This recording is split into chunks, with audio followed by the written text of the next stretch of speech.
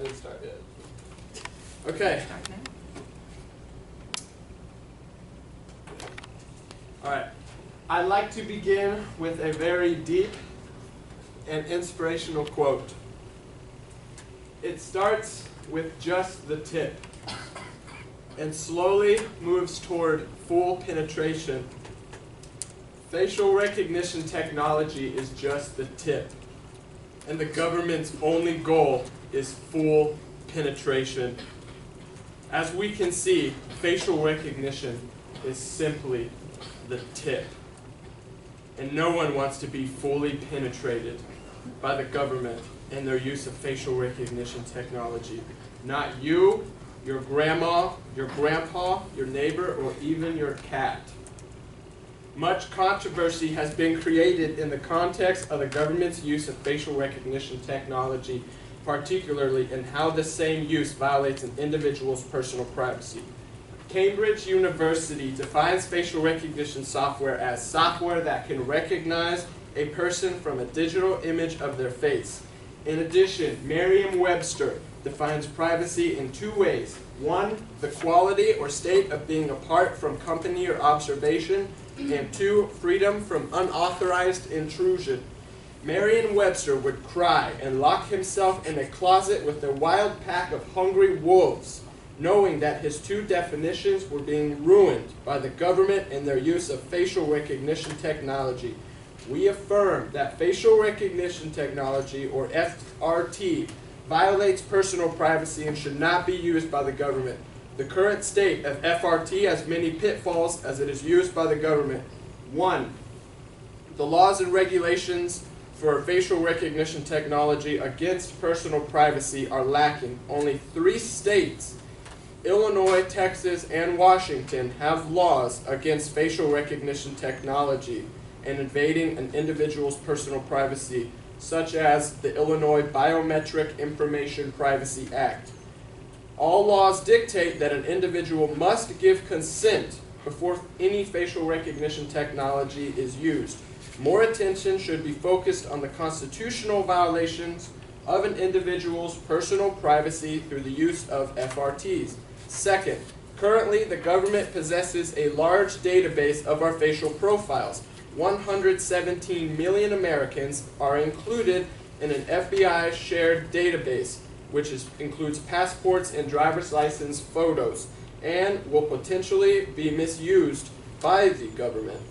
Police currently have the Mobile Offender Recognition and Information System, or MORIS, which allows police officers to snap photos of individuals from a distance and detect any matching facial characteristics, such as iris biometrics, in a large database collection.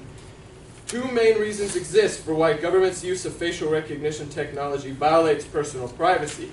The first, restricting government's use of FRTs will limit the government's power and allow citizens to maintain their constitutional right to privacy, such as in the First Amendment, the right to freedom of speech and to assembly, then the Fourth Amendment, protection from unreasonable search and seizure of persons, houses, papers, and effects, such as your face.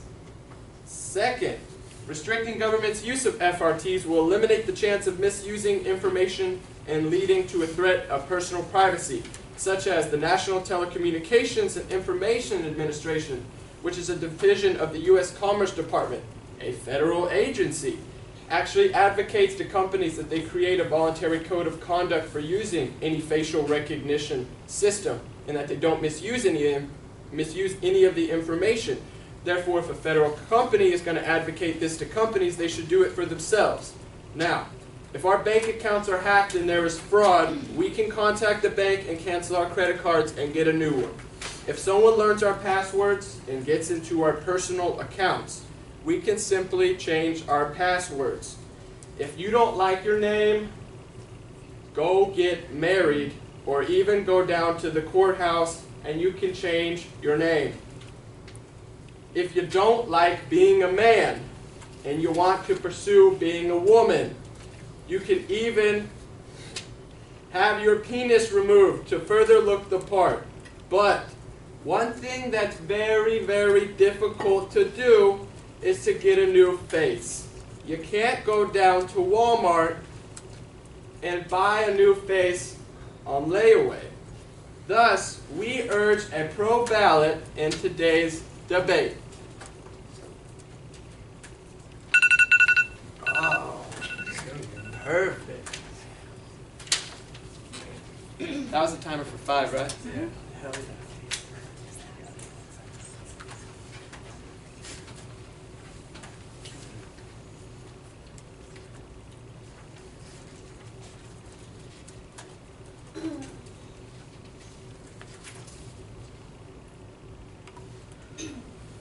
Marcus Tullius Cicero once said, "The safety of the people shall be the highest law." Because of this, the conside negates the resolution.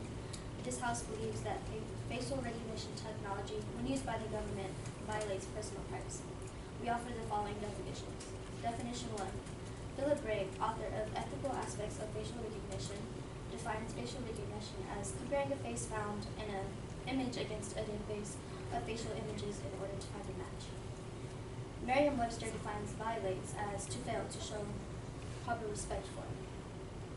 Oxford Dictionary defines privacy as the state of being free from public attention. We offer the following observations. Observation 1. This resolution states that when used by the government. Therefore, this debate should only be pertaining to the use of facial recognition technology when used by the government. Observation 2. The conside holds that the safety and security of the American people is the most important thing and should be given the highest priority, whether or not personal privacy is compromised. Observation 3. The conside is taking a utilitarian approach to this debate, which emphasizes the ethics determined by the amount yielded by behavior. The conside believes that by passing this resolution, we would be doing harm to the American people and would not be taking into consideration the greatest good for the greatest amount of people. Contention 1. Facial recognition technology is a tool used by the government to keep the American people safe. Facial recognition is used by the government for many reasons. According to the ACAD Guild, the biggest uses of facial recognition by the government are fraud detection for passports and visas, prevention fraud voters, and most importantly, identification of criminals. This facial recognition technology is an increasingly popular tool among the law enforcement agencies. This technology has significantly contributed in the domain of investigation and crime detection. Several countries, including the USA, are building the facial recognition database to improve the quality of investigation. Kimberly J. DeGregory said that in a statement to the government reform said that the FBI's strength is directly attributed to the dedication of its people who work for and on the behalf of their fellow citizens, our adversaries, and the threats we face are relentless. The FBI must be able to identify the use of new capabilities such as automated recognition to meet the high expectations for the FBI to preserve our nation's freedoms, ensure that our liberties are protected, and preserve our society. The U.S. government is not using this facial recognition technology as a way to invade our personal privacy, but rather as a tool to ensure the safety of our nation. In this statement, Gregory goes on to say that this technology is only used as an investigative lead, and not as a means of positive identification. The policy implementation guide has been made available to authorize law enforcement users who receive candidate photos from the system. This policy advises that the photos are not being provided as positive identification and cannot serve as a sole basis for law enforcement action. In addition, the FBI has promulgated policies and procedures that place legal, policy, and security requirements on the law enforcement users, including a prohibition against submitting probe photos that were obtained in violation of our First and Fourth Amendment. It is important to note that the FBI does not retain these probe photos. These probes are searched and deleted. Therefore, the NDI-IPS remains a repository solely of mugshots that are submitted voluntarily with fingerprints to arrest. From this, we can see that the government is using this technology solely as a means to search for criminals, and is using this technology to keep the American people safe. Contention 2. Facial recognition technology is already utilized by private companies and is easily accessed by individuals. This technology is something that is not new and has been used by private companies for a long time now. We have given private companies this personal information, oftentimes without hesitation. We give our personal privacy up to applications that we use in our everyday lives. Your iPhone, Snapchat, and Facebook are just a few examples. According to Tech Insiders, Apple's privacy promise do not extend to thousands of app developers who regain access to facial data in order to build entertainment features, such as these three-dimensional masks to their face for a selfie, or letting a video game character mirror the player's real-world facial expressions.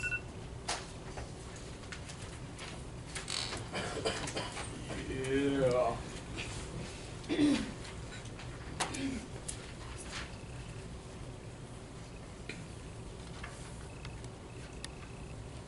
Contention 1. Restricting government use of facial recognition technology will limit the government's power to allow citizens to maintain their constitutional right to privacy. Restricting the government's use of facial recognition would secure the privacy of each and every non-criminal citizen, as well as protect the right to privacy that we all enjoy. While it may be used to prevent fraud and identity theft, the cost of our freedom is too great, and passing legislation that would prevent the government from using this technology would allow people's privacy to remain secure. Citizens of the United States are guaranteed that their privacy remains secure under the protection of the Constitution of the United States, which was founded to grant citizens certain civil liberties to protect them from any overbearing power of the government. In this case, facial recognition technology would be an overbearing power used by the government to strip citizens of their constitutional right to personal privacy. According to Cornell University Law School, privacy concerned with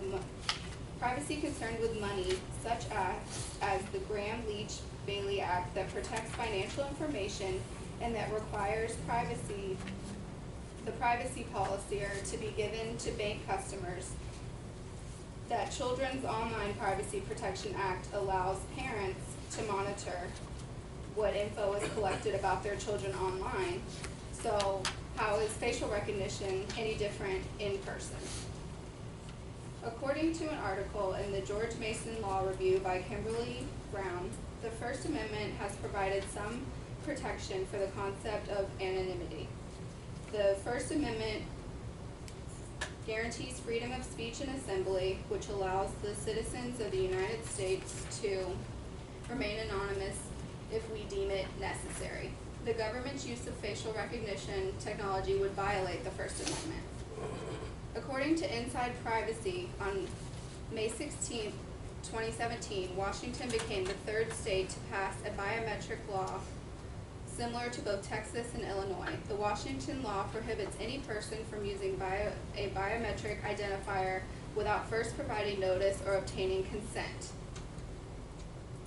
Alaska, California, Massachusetts, and New Hampshire have considered similar bills for passing. Additionally, the Fourth Amendment protects us from unreasonable search and seizure in our persons, houses, papers, and effects. Therefore, our faces are not any different from our homes or our papers, but are a part of our person and are considered in that effect, something that is also difficult to conceal. Although technology moves faster than legislation, we are beginning to see slow signs of progress towards a push against the government's use of facial recognition technology. According to an article in the Washington Post,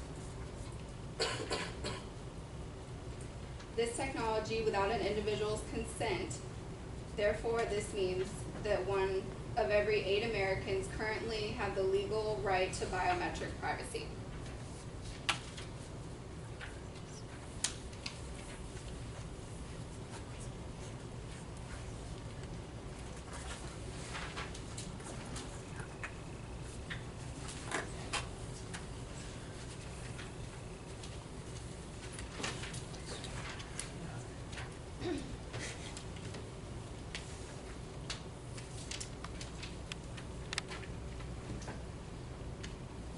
Alright, so I want to begin by picking up where my colleague left off on our second contention and further defend our case for the negative side.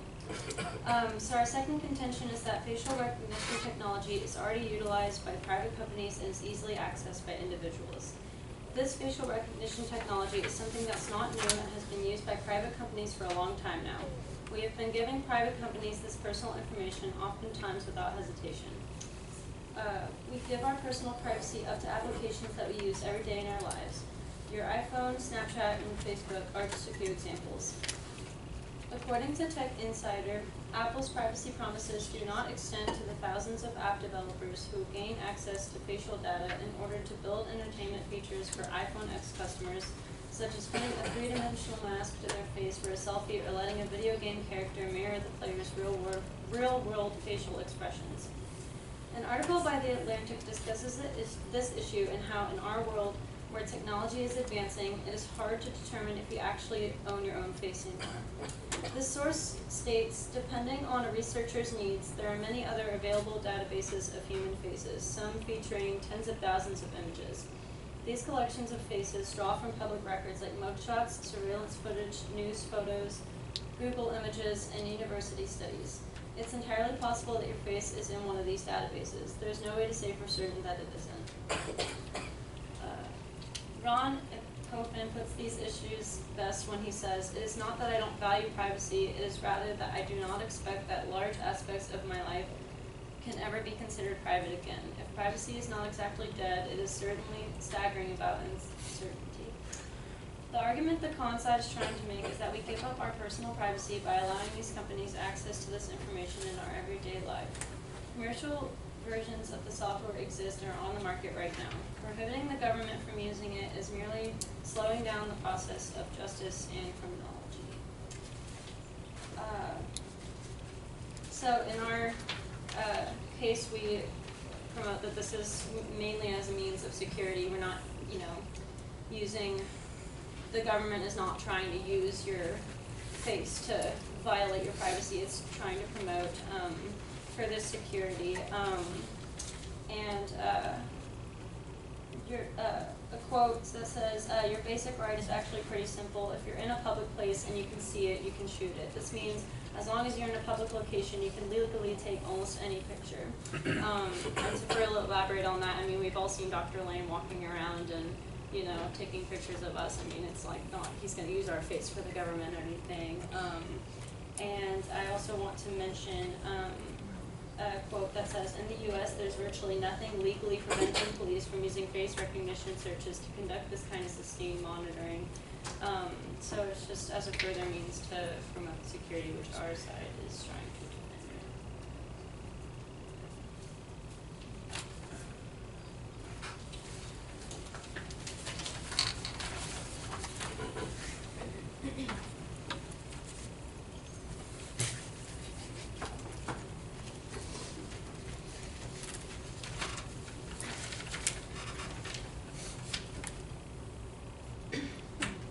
Restricting the government's use of facial recognition technology will eliminate the chance of misusing information that could be a threat to your privacy.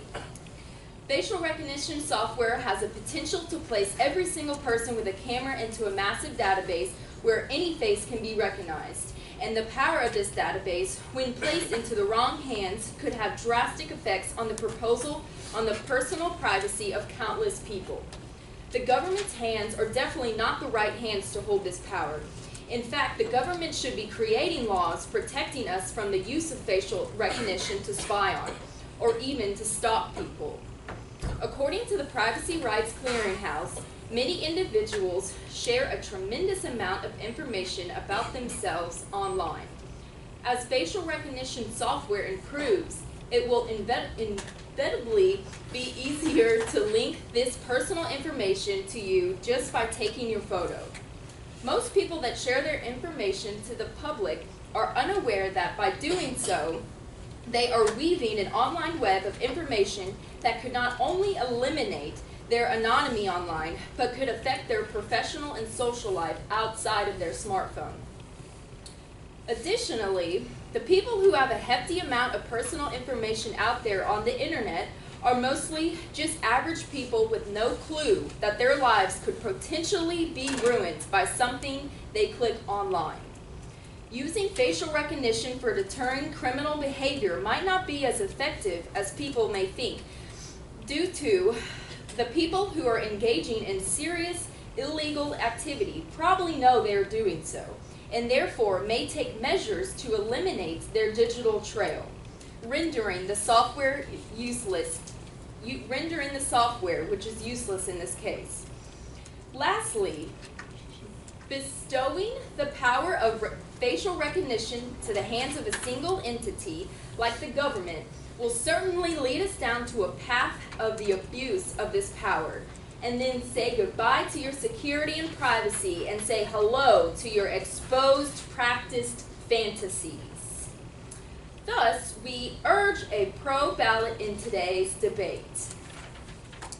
Going forth with this, I would like to add, according to the American Civil Liberties Union, law enforcement agencies are not taking adequate steps to protect free speech.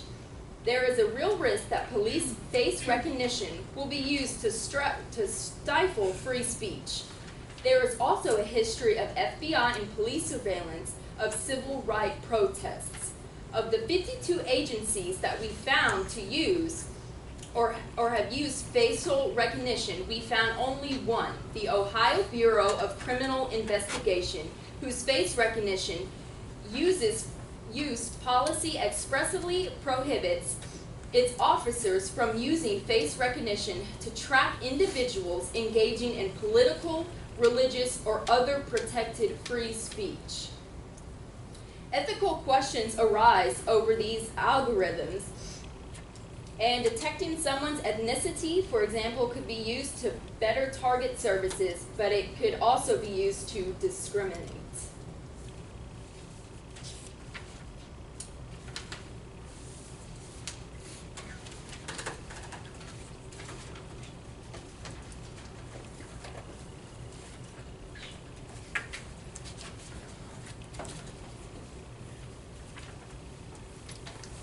I would like to begin my two-piece selection of our negative sides debate by highlighting for you, the audience, and especially the judge, that the affirmative side here is engaged in the slippery slope fallacy.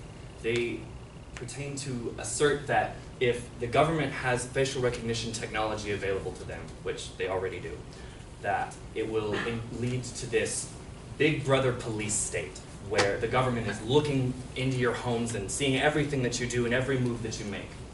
This is simply not the case.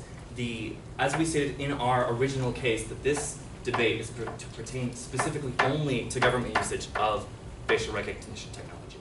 Now, I'm not sure, based on their opening case, that the affirmative side did this research, but facial recognition technology is not a camera. It is not a spyglass.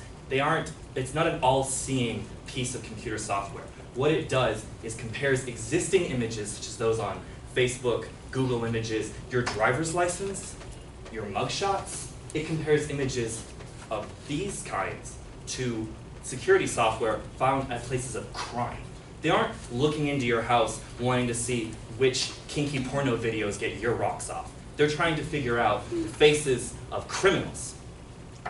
Now, these massive databases already exist. There is this idea that if the government were to utilize facial recognition technology more thoroughly, that they'd round people up and take everyone's photo? No, because depending on a researcher's needs, as stated by the Atlantic newspaper, there are many other available databases of human faces. Some of these already feature tens of thousands of images. These collections draw from public record, and it's entirely possible that your face is in one of these databases. There's no way to say for certain that it isn't. Yes, this side, the negative side agrees. Your face is yours. You grew it with your own cells. But that does not mean that just because it's a defining feature of your identity, that it can't be a data point waiting to be collected. There is no way to discern completely that the government can't use this corruptly. We understand this. But anyone can use any point of recognition software or of any kind corruptly. In fact, as a personal anecdote, while we were doing our research, just for funsies, I Googled facial recognition software. Do you know how much it would cost for you right now on your phone to go and buy this stuff? $0.00. Free versions of the software exist already, with more extensive and more advanced versions of the technology costing under $100 and under $1,000. The public already has access to this, as do private companies, as we've mentioned, like Apple's iPhone X. So using this idea that, oh, the government can't use it, but private citizens totally can, is just ludicrous, like almost as much as the suit is.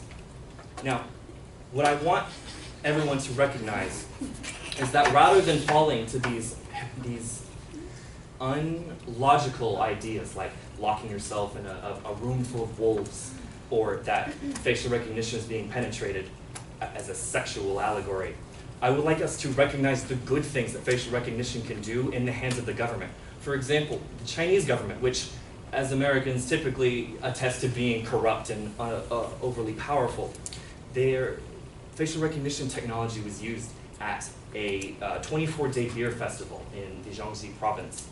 Now, the system set in place by the local government captured and recognized about 2.3 million faces and reported that more than 190 of these were suspects. Police then made a second check. That's something I would like to be noted most of all, is that they don't put your face in the facial recognition software and go, yeah, he kind of looks like him, it's a similar nose, arrest him. They don't do that. The facial recognition software is a primary step to the utilization of it in criminology. There is a human check, and they don't like, okay, yeah, I think those two guys look the same, let's go lock him up. No, again, due process and the court of laws are what put a victim in, or what put a suspect in jail, not software that knows that you look like that image over there in their database.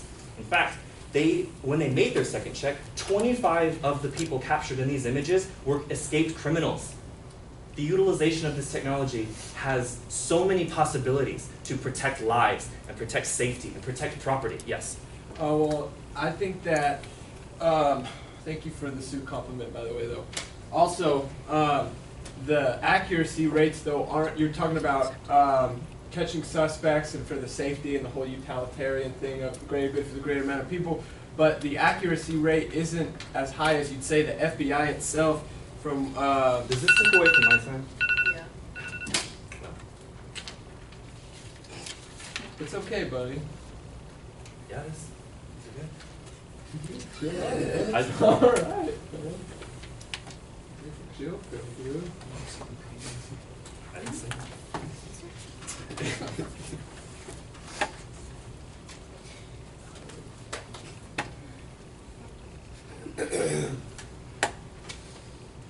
All right. Today we've heard some pretty decent arguments from both sides, and I'm here to say that after hearing this, you talked about faces and how they have a database of faces like in your Snapchat and your Facebooks and all that stuff. Well, what if where we're asking is a law prohibiting the use of those, so you don't have to worry? Like you're saying it goes on now, we're kind of saying that the law would prevent this from happening. And as far as the crime goes, who are the criminals that they've got in these databases? It could be y'all. Like when they change the laws, your face is always in there. This is like a short-term solution to a long-term problem. Because given enough time, some government, some elected official will eventually abuse this power. And I think that we can stop it now by passing a law preventing this. Maybe even an amendment, because the Bill of Rights is very hard to amend. Look at the guns and stuff. And also you talked about the slippery slope. Yeah, I'm gonna ride that slippery slope. Because that could happen. Look at Nazi Germany. Could you imagine if they had facial recognition? They would have been much more effective. The technology is evolving very fast, and the government can't really keep up with the way the system is. So again, we're asking for a law